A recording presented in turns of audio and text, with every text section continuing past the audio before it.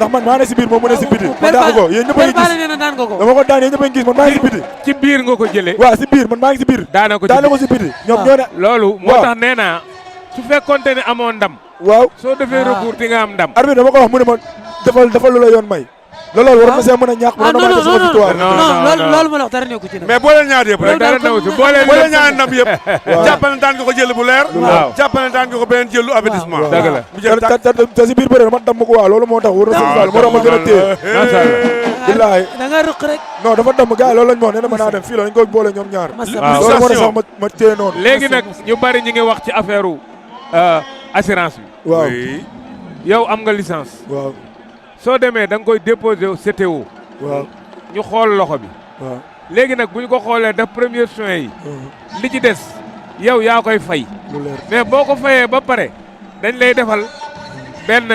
facture boobu dañ la koy remboursé waat loolu na nga ko def mais bul nangu damm ba pare ni yoon wi dafa sori rek dama fay sa xaalis dem toog maanaam boo fajoo da ngay fay sa xaalis li nga fay CNG moo la koy delloo moo la koy delloo ba su matee 200 et quelques mille yaakaar naa ne. waaw mën na ko romb sax. bu rombee sax 200 et quelques mille francs. ñu fay la ko bu àggoon def daal. bu àggoon 1 million lañ la ko war a fay assurance noonu la war a doxee.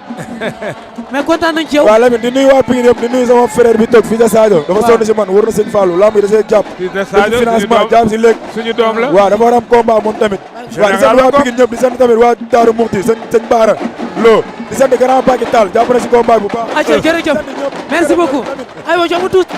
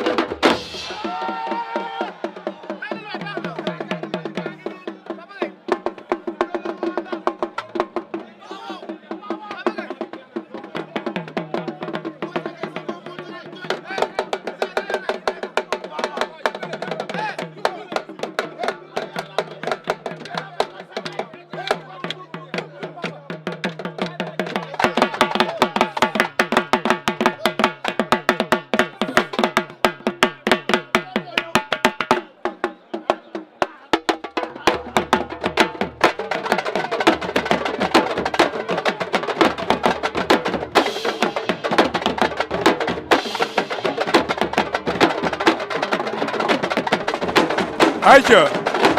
jërëjëf Petit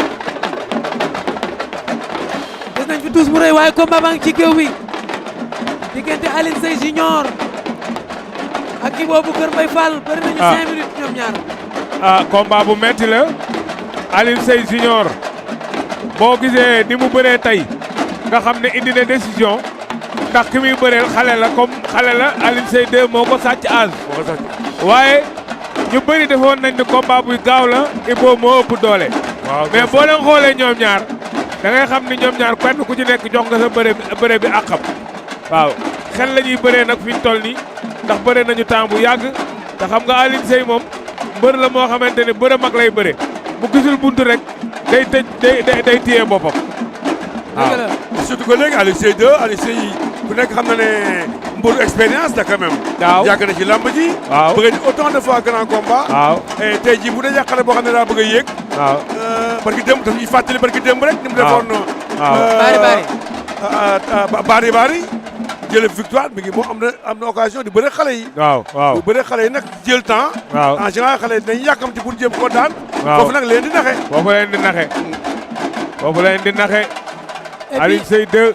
sens bi ñu am mooy seen 100% bi àndandoo bi ñu àndandoo actuellement. waaw di demandoo matinal di demandoo salle di contact. attention. loolu beneen bénéfice la pour moom. waaw booy xool sax booy bi moo ko sàcc tuuti doole waaye indi na endurance ak résistance bu tax mu mën a tenir ndax boo xoolee ni muy bëree nii man jàppoon naa ne combat bi mën na bañ a. booy bee sàcc doole wala booy bi moo war a sàcc doole. xoole biir yi xoole biir yi. xoole biir yi. waaw.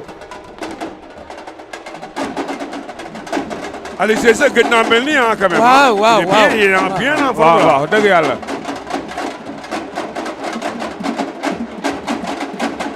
mais kii nag mi ngi door coup yoo xamante ne su dalee fu mu dal ça peut être dangereux ah. waaw coup yi muy dóor baaxul. baaxul noonu.